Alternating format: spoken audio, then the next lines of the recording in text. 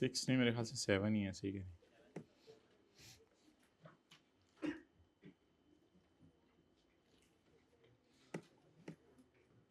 Page number 416।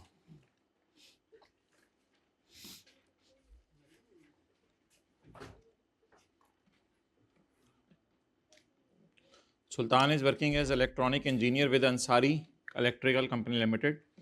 He has provided you the following information for tax year 30 June 2023. His monthly cash enrollments are as follows. 20 minute लगाइएगा, इससे ज़्यादा time ना लगाइएगा। चलें जल्दी करें। You know I am very busy. Oh sorry, you know you are very busy. I am Vela. Basic salary. पुत्र horn page number नहीं, हॉर्न नहीं, हॉर्न गड्डी लंघ गई। ये शेह दे रही हैं, खराब कर रहे हैं पेज नंबर बता के। 480,000 इंटू 12 बच्चा है, मैं तो मुझे पता है बच्चा है ये जी। ठीक है, ये इस हंसने मुस्कुराने का टाइम नहीं है, ये मेडिकल अलाउंस निकलवाने का टाइम है।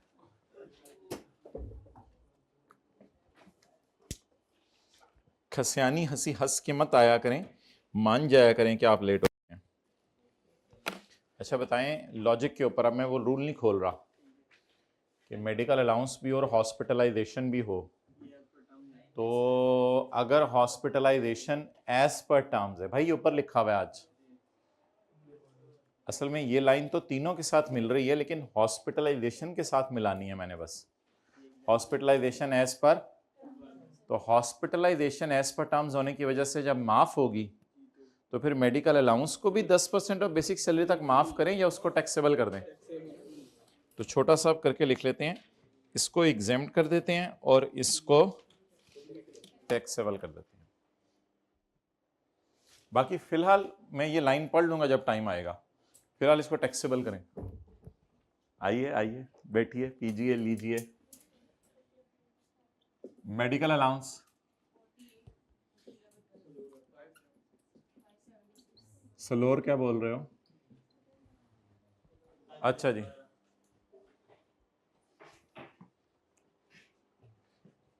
हमें तो सलोर और दरे का ही पता है बस। अच्छा जी,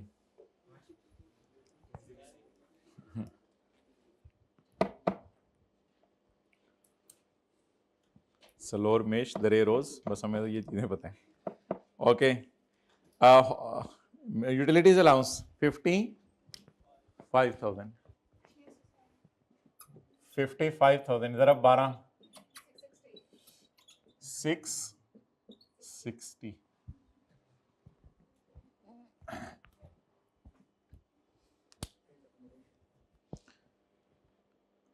अच्छा भाई मुझे ये बताइएगा कि ये उसको घर दे रहा है या हाउस रेंट अलाउंस दे रहा है?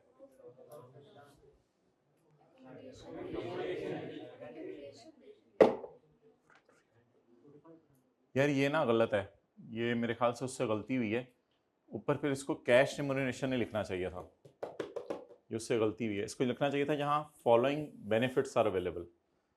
तो वैसे ये अकोमोडेशन है, market value of rent free accommodation, तो कैश में नहीं दी जा रही भाई, ये there is an error in question. बहुत पुराना है, जाहिर बात है। आजकल के सवाल जाके देखें ना, आजकल के सवाल में कोई दिखाता हूँ जहाँ पे ये लाइन लिखी हो, समझ गए ये बात क्या है? जब वो दे रहे कहते हैं कि अकोमोडेशन इतने किराए पे मिल रही है, इसका मतलब है इसने क्या दी हुई है हमें, अकामो। कोई लेटेस्ट अटेम्प्ट में उठा के देखता हूँ ये लिखी और ऊपर क्या लिखा, ऊपर फिर कैश रिम्यूनरेशन नहीं लिखा होगा। कोई सवाल में देखता हूँ जिसमें यही लिखी हो, market value of rent accommodation, page number 428, market value of rent free his monthly remuneration during the year ended are given.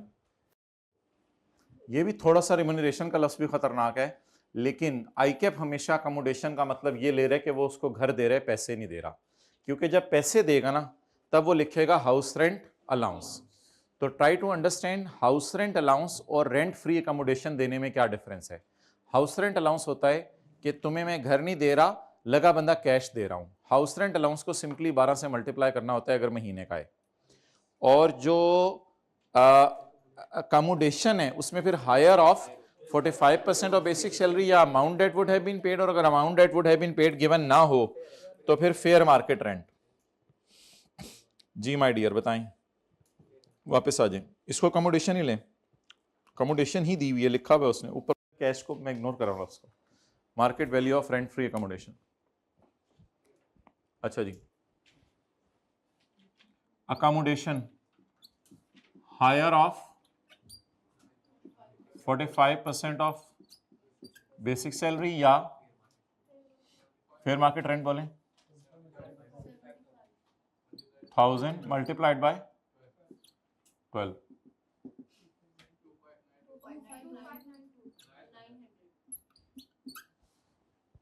Ji what is higher, आप किताब निकालो ना माय डियर।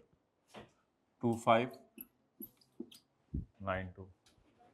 चलो इनसे शेयर कर लो, उनके पास बैठ जाओ, ये तो बहुत अच्छे बच्चे हैं जिनके पास आप बैठे हो, आपकी तरह के। चलें जी, बस खुश रखा करें दाएं बाएं वाले को इस तरह की बातें करके।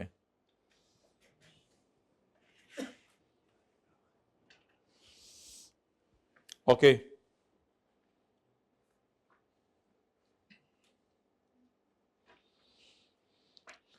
लीव इनकैशमेंट भाई गवर्नमेंट एम्प्लॉयज को एग्जाम्प्ट होती है, बाकियों को नहीं एग्जाम्प्ट होती। बताएं कितनी है। आगे हॉस्पिटलाई, अगर हॉस्पिटलाइजेशन टैक्सेबल करनी होती तो इलाज का खर्चा ढूंढना था। वैसे आमतौर पे 3 चीजें दी होती हैं इसमें कंफ्यूज करने के लिए कि एम्प्लॉयर इंश्योरेंस कंपनी को हर महीने इतने पैसे दे रहे या हर साल इतने पैसे दे रहे। इंश्योरेंस कंपनी ने कहा मैं 15 लाख तक का इलाज करवा दूंगी, इस साल 4 लाख का इलाज करवाया, तो ये जो 4 लाख टाइप फिगर मैंने बोली है ये ढूंढनी होती है, इलाज का खर्चा ढूंढना होता है, लेकिन करना तो वो भी एग्जाम्प्ट ही है। वैसे hospitalisation cost is covered by insurance policy means employer खर्चा बर्दाश्त नहीं करेगा, इंश्योरेंस कंपनी खर्चा बर्दाश्त करेगी, लेकिन ऑब्वियसली एम्प्लॉयर को इंश्योरेंस कंपनी को प्रीमियम देना पड़ेगा। 15 लाख तक इंश्योरेंस कंपनी इलाज कर देगी और एम्प्लॉयर ने 55,000 दिए, एक्चुअल इलाज का खर्चा फिर मिसिंग है। असल में जिस चीज को मैंने एग्जेम्प्ट करना था वो अमाउंट भी मिसिंग है, तो बहरहाल एग्जेम्प्ट ही है। Hospitalisation exempt because as per terms.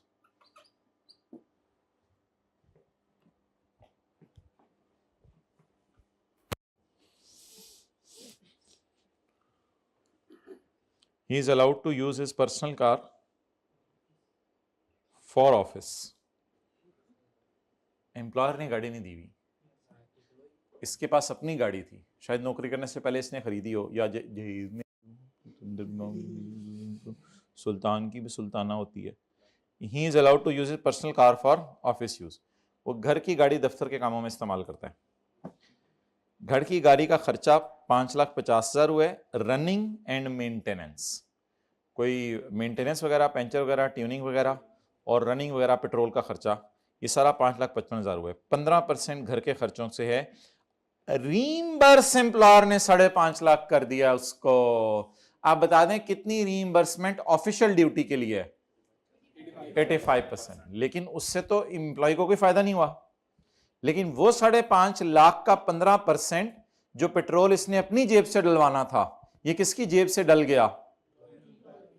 तो रीइंबर्समेंट जब दफ्तर के काम में इस्तेमाल हो जाए तो इग्नोर करेंगे, और रीइंबर्समेंट जब घर के काम के लिए इस्तेमाल हो तो उसको ऐड करेंगे।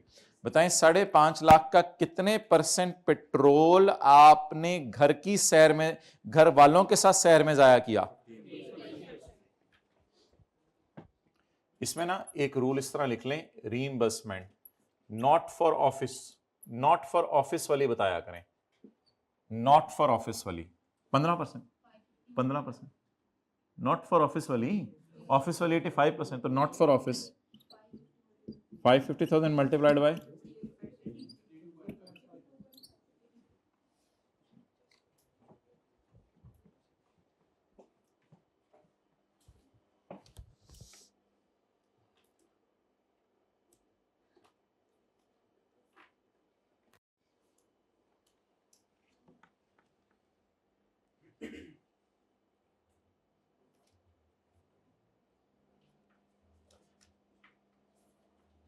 चलें जी, 2 लाख उसको मिला है किसी प्राइवेट कंपनी से अटेंडिंग अ बोर्ड मीटिंग।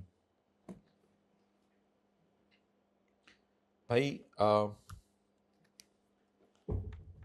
ये ना इस कंपनी में इलेक्ट्रॉनिक इंजीनियर है। भाई इधर देखो, व्हाइट बोर्ड की तरह देखो जो मैं पढ़ा हूं, ये इस कंपनी में इलेक्ट्रॉनिक इंजीनियर है।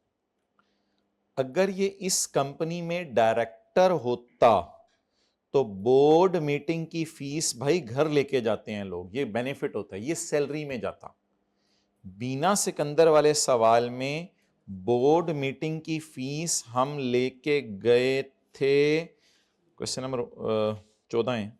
बीना सिकंदर वाले सवाल में हम बोर्ड मीटिंग की फीस लेके गए थे सैलरी में, क्योंकि बीना सिकंदर इज डायरेक्टर, यहां पे तनख्वाह भी ले रही है और फिर यहां बोर्ड मीटिंग भी अटेंड कर रही है। तो अगर एम्प्लॉय बोर्ड ऑफ डायरेक्टर का पार्ट हो तो फिर तो वो डायरेक्टर है, तो फिर उसको सैलरी की मद में ही बोर्ड मीटिंग के पैसे दिए जा रहे हैं।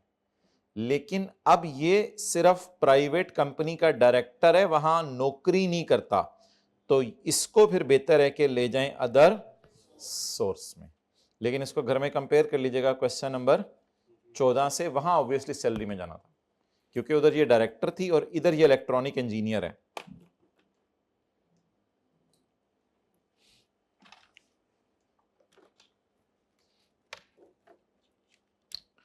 ले इसको अदर सोर्स में, अदर सोर्स को क्लोज ना कीजिएगा। इन्ना लिल्लाहि व इन्ना इलैहि राजिऊन। यार ये पॉज कर दो, इसमें क्या, इसको क्या कीजिएगा आप अदर सोर्स में ले जाएं, कराएं जी। वर्किंग नंबर खत्म हो गया, सैलरी का डाटा तो सैलरी का तो क्लोज कर दें। Income from other source, board meeting के पैसे मैं देख लेता हूं। अब नहीं, अब नहीं, हॉर्न नहीं है। अब बेटा मैं खुद ही पानी ले आती हूँ अपने लिए, तुम लेटे रहो, बस लगे रहो मोबाइल पे। पूरी रात लगे रहने मेरा मुंडा मोबाइल थे। ऐसी भी माएँ हैं जो बहुत तंग है बच्चों से। अच्छा जी,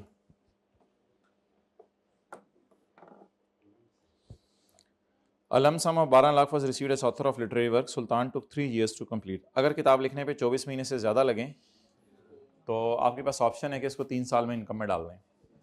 अच्छा, एक सवाल पास पेपर का भी आया था, वो हमने किया था, उसमें ना उसने रिक्वायरमेंट में डाला हुआ था कि अदर ऑप्शन क्या अवेलेबल है। असल में पूरा इनकम में डालना जनरल रूल है और अदर ऑप्शन अवेलेबल है कि 3 सालों में डाल दें।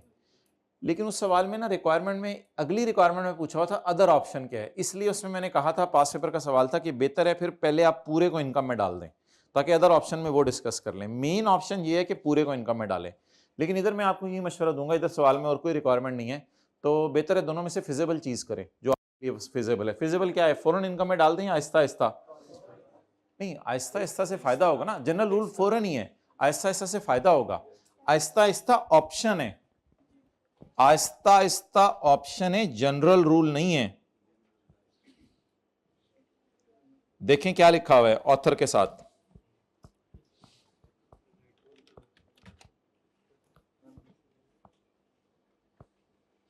Where time taken by an author literary the author में, ये ऑप्शन है। जनरल रूल है कि पूरा इनकम में डाल दें एक ही साल। लेकिन इधर मैं क्यों ऑप्शन की तरफ जा रहा हूं? बस ठीक है, ऑप्शन तो है ना, उसको यूज करें, फायदा होगा इससे। तो royalty total 1.2 million divided by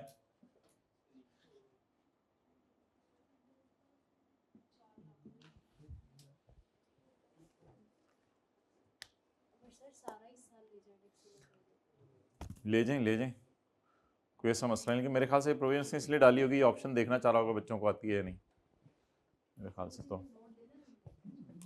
दोनों सूरतों में दे सकते हैं note.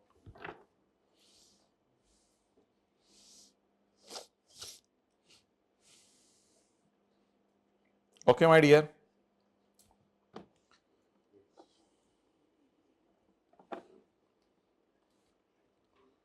Sultan is also a part time singer. Sultan part time लोगों को गुमराह करता है, सुबह तो जाके नौकरी करता है ना, electronic engineer.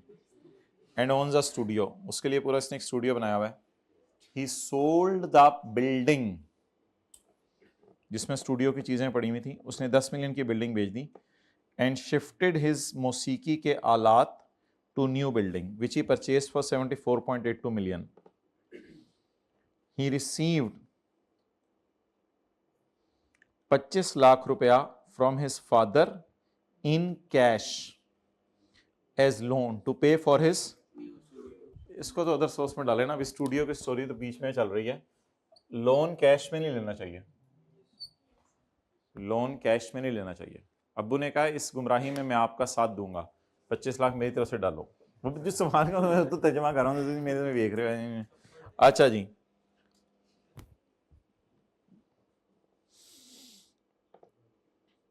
the previous premises was purchased several years ago for 1 point and I had a tax WDV of 6 lakh at the time of disposal.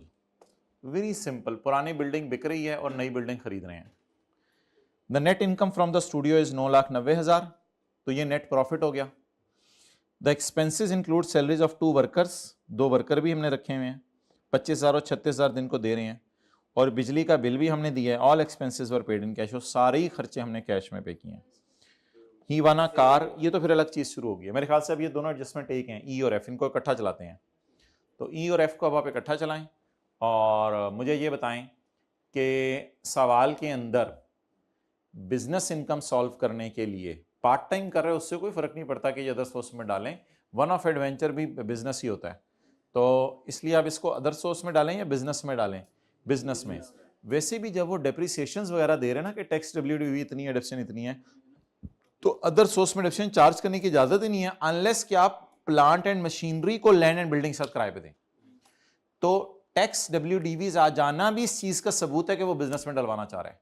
याद रखिएगा, पूरे सिलेबस में किसी चैप्टर में डिडक्शन माइनस करने की इजाजत नहीं है, सिवाय बिजनेस के चैप्टर पूरे में और अदर सोर्स के चैप्टर में सिर्फ एक जगह पे, अगर आपने लैंड एंड बिल्डिंग को प्लांट एंड मशीनरी साथ किराए पे दिया, इस वजह से भी ये बिजनेस में गिरेगी। अब सिंपल सा सवाल है, मेरे ख्याल से तो यहां से शुरू कर लें क्योंकि नेट प्रॉफिट दिया हुआ है, नेट प्रॉफिट दिया हुआ है, यहां से शुरू कर लें, फिर ऊपर से पढ़ना शुरू कर लेते हैं। वर्किंग नंबर 3, नेट वो इनकम फ्रॉम बिजनेस जी, नेट प्रॉफिट 990।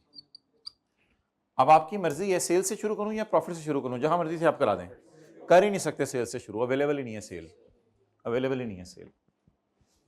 लेकिन अगर आप इसको कंपेयर करेंगे घर में जाके क्वेश्चन नंबर 22 से, तो वहां फिर आपको जो है वो मैंने काफी डिटेल से एक बात लिखवाई थी कि प्रॉफिट नहीं है तो ऑन यकम सितंबर वजाहत started a tuition centre for students, he receive tuition fees of 2198। तो ये वाला बिजनेस का न्यूमेरिकल कहां से स्टार्ट किया था, सेल से, और सुल्तान वाला कहां से स्टार्ट करेंगे, नेट प्रॉफिट से। भाईजान दुम निकल गया हाथी रह गया, टाइम पे आए हो, ये एडजस्टमेंट कमाल की है, मैं सीरियसली बता रहा हूं, इस न्यूमेरिकल के दुम निकल गया हाथी रह गया। रिवीजन है ये, कोई नहीं, आप सारी चीजें अल्हम्दुलिल्लाह आपने की हुई है, रिवीजन एक तरह की। तो ये एडजस्टमेंट पहले करनी है, ये कर लें, ये पहले करनी है, ये कर लें, तो ये जरा थोड़ा आसान है, साथ साथ फर्क कर दें। 25,000 अलाउ हो जाएगी और 36,000 डिसअलाउ होगी। 32,000 से ऊपर की सैलरी कैश में पे नहीं कर सकते, तो लेस सैलरी ऑफ 25,000, इसको डैश डाल दें, शक ये नहीं भी लिखनी ना लिखें, मेरे ख्याल से लिखने बेहतर है, और ऐड बैक कर दें। आपको पता ना जिस चीज को इग्नोर करना होता है, जिस खर्चे को इग्नोर करना होता है उसको लेस करके इग्नोर कर देते हैं, लेस वाली साइड पर लिख के इग्नोर कर देते हैं। लेकिन ऐड बैक कर दें सैलरी ऑफ 36,000 मल्टीप्लाइड बाय 12,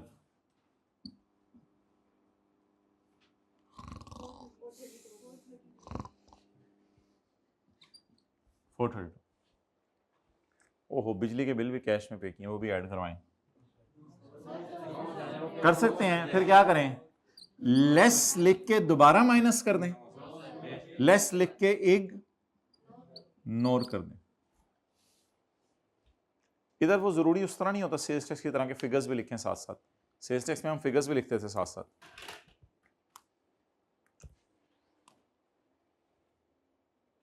अच्छा जी, अब एडजस्टमेंट आसान सी है, पुरानी बिल्डिंग बिक रही है, नई बिल्डिंग खरीद रहे हैं, पुरानी की WDV वगैरह लेके गेन लॉस निकाल रहे हैं, नई की इनिशियल अलाउंस और टैक्स एफिशिएंट नहीं निकालनी। बिल्डिंग पे इनिशियल अलाउंस नहीं होता, बिल्डिंग पे सिर्फ क्या होती है, depreciation. Sultan is also a part time singer and owns a studio. He sold the premises. Premises क्या होती है, बिल्डिंग नहीं, अगर उसमें लैंड होती फिर अलग देता, वो फिर कैपिटल गेन सेपरेट ब्लॉक में जानी थी, ये बिल्डिंग ही होगी बस। He sold the building in which studio was situated for 10 million. तो बताएं जी वर्किंग नंबर कौन सी, 4।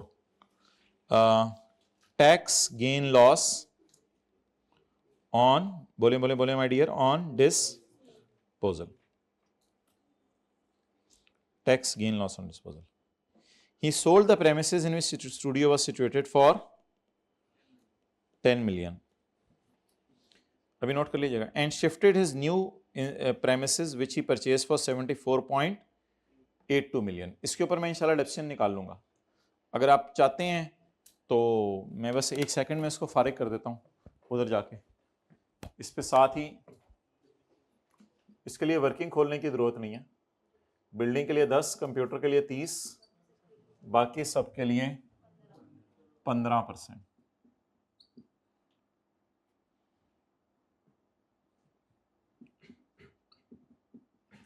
जी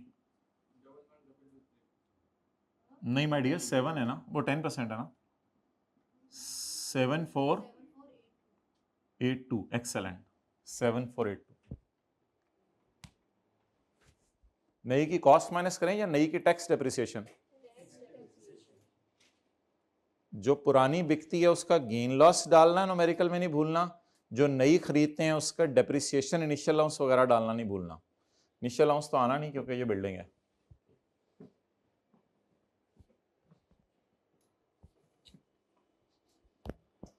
ओके,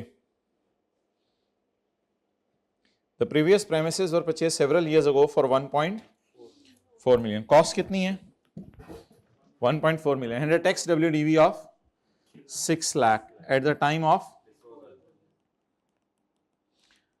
माय डियर, कॉस्ट उठाऊं या WDV? जनरल रूल क्या है गेन लॉस निकालने का? बोलें बोलें, जनरल रूल क्या है गेन लॉस निकालने का? Consideration minus cost, capital gain के चैप्टर में, और बिजनेस के चैप्टर में कंसिडरेशन माइनस टैक्स वालों की WDV। तो अगर 4 बातें ना हो, 4 बातें मैं रिवाइज कराता हूं। अगर एसेट एक्सपोर्ट तो इसको शायद छेड़ते हैं। अगर asset partly business partly private purpose के लिए यूज हो रहा हो तो WDV में डिडक्शंस नॉट अलाउड ऐड करते हैं। अगर 75 लाख से ऊपर की गाड़ी बिक रही हो, वो तो है नहीं हमारे सवाल में, और अगर बिल्डिंग बिक रही हो और कंसिडरेशन कॉस्ट से ज्यादा हो तो BV के फॉर्मूले को एक्सटेंड कर दें। ये बात रिवाइज करानी थी आज। बिल्डिंग बिक रही और BV के फॉर्मूले को एक्सटेंड कर दें। कॉस्ट बोले माय डियर 1400। अकामुलेटेड डेप्रिसिएशन उत्तर 1400 माइनस 600 800। लेकिन एक काम करना है, अभी 1400 को यूज नहीं करना, थोड़ा सा खुला खुला कर लें चीजों को।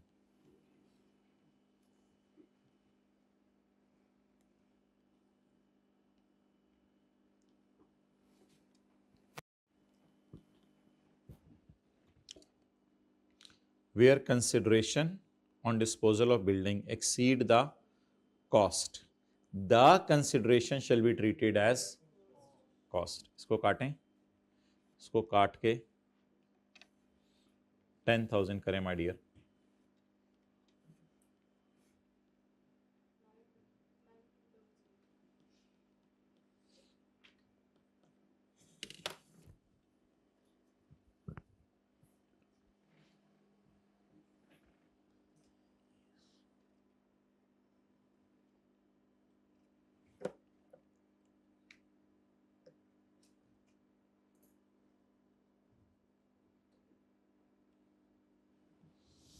हो गया? अब गेन ऐड करना है, लेस करना है? ऐड टैक्स गेन जी 800।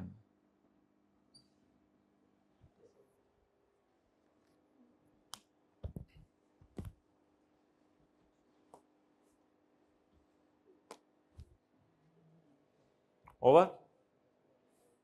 चलें जी टोटल्स कर दें। एक आप पॉइंट जी पढ़ लें। उसने गाड़ी जीती है, हाँ हाँ ये तो अदर सोर्स में था ना, कंपटीशन जो सेल प्रमोशन वाला 8,50,000।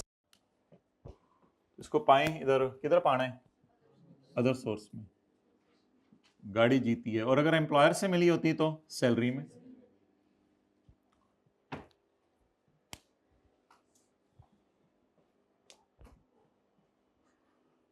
उसके बाद चैरिटी वाला टैक्स क्रेडिट है, ये भी अप्रूव्ड इदारे को मिलेगा।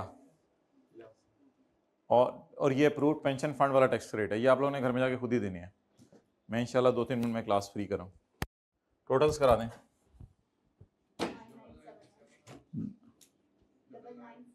9939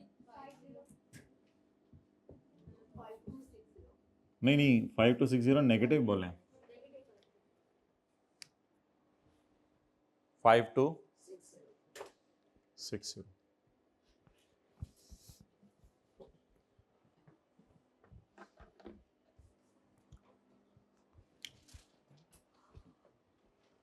चले माय डियर, ये बुरी बस है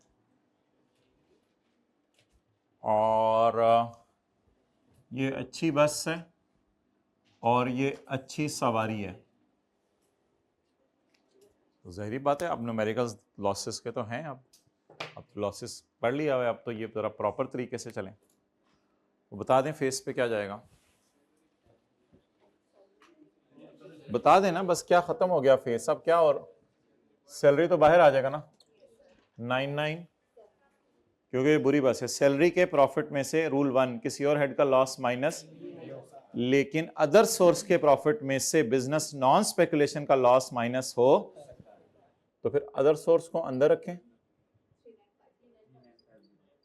इसमें से माइनस करें इनकम फ्रॉम बिजनेस,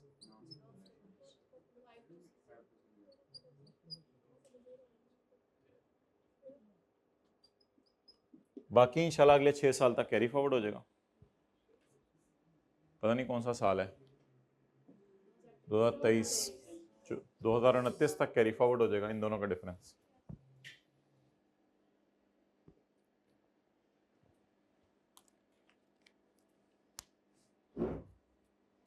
अच्छा, अब इसका 75% लेना है और इसी से कंपेयर करना है, तो ज़ाहिर बात है सैलरी ज़्यादा आएगी, तो कौन सा टेबल लगेगा, टेबल 2 लगेगा। चलें जी, मेरी तरफ से ख़त्म हुआ, सॉल्यूशन देख लें। ये दो चीज़ें देखें इधर, अप्रूव्ड इदारे को डोनेशन इन काइंड दे सकते हैं, हाँ कैश में भी हो सकती है, काइंड में भी हो सकती है, और contribution to approved pension fund. Answer number 19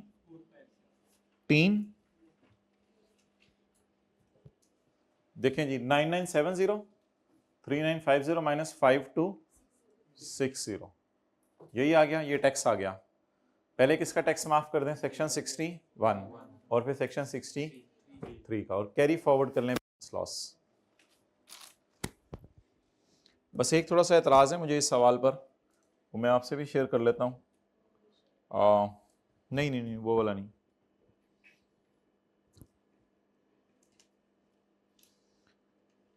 सवाल वाले को जो है ना अकाउंटिंग डेप्रिसिएशन देनी चाहिए थी, वो उल्टवा के टैक्स डेप्रिसिएशन माइनस करते हैं ना तो ज़्यादा मज़ा आता है। ये अजीब सी बात है कि टैक्स डेप्रिसिएशन माइनस हो रही है और अकाउंटिंग डेप्रिसिएशन रिकॉर्ड नहीं हुई, ये थोड़ा सा अजीब सा है वैसे। हाँ सेल से चल रहे हो तो फिर तो कोई मसला ही नहीं, फिर तो टैक्स डेप्रिसिएशन दे दे तो मुझे कोई मसला नहीं, लेकिन एक सवाल में 40 प्रॉफिट से रहे हैं तो अकाउंटिंग वालों ने तो भी तो डेप्रिसिएशन रिकॉर्ड की होगी ना, और इसी तरह अकाउंटिंग वालों का गेन लॉस भी मिसिंग था इस सवाल में, तो मेरे ख्याल से इसको वो भी देना चाहिए था। तो पिछले सवालों से बड़ा हट के ये सवाल आया, इस सवाल में ना अकाउंटिंग डेप्रिसिएशन गिवन है तो गिवन होती तो बहुत अच्छा हो जाता। मैं अकाउंटिंग डेफिशिएंट उल्टा के टैक्स डेफिशिएंट माइनस करता और फिर अकाउंटिंग वालों का गेन लॉस उल्टा के टैक्स वालों का गेन लॉस माइनस करता। लेकिन मेरे ख्याल से असल में ये इसने शायद प्रॉपर अकाउंटेंट हायर नहीं किया हुआ, इसलिए ये बंदा बस नेट इनकम स्टूडियो की ऐसे ही निकाल लेता होगा, बस खर्चे खुर्चे माइनस करके निकाल लेता होगा। आम लोगों को तो डेप्रिसिएशन और गेन लॉस का पता ही नहीं होता, इस वजह से शायद इसने रिकॉर्ड ही नहीं किया हुआ। तो अगर कोई accounting depreciation accounting gain loss record हुआ होता तो सवाल वाला मेरे ख्याल से देता, फिर हम उसे उल्टाते। लेकिन अब नहीं दिया हुआ तो हम कैसे उल्टाएं? लेकिन कम से कम फिर ये तो नहीं कह सकते कि इस एडजस्टमेंट्स को भी इग्नोर कर दें, ये तो एडजस्टमेंट्स पोस्ट करें फिर गुजारा चलाएं। ठीक है, अल्लाह।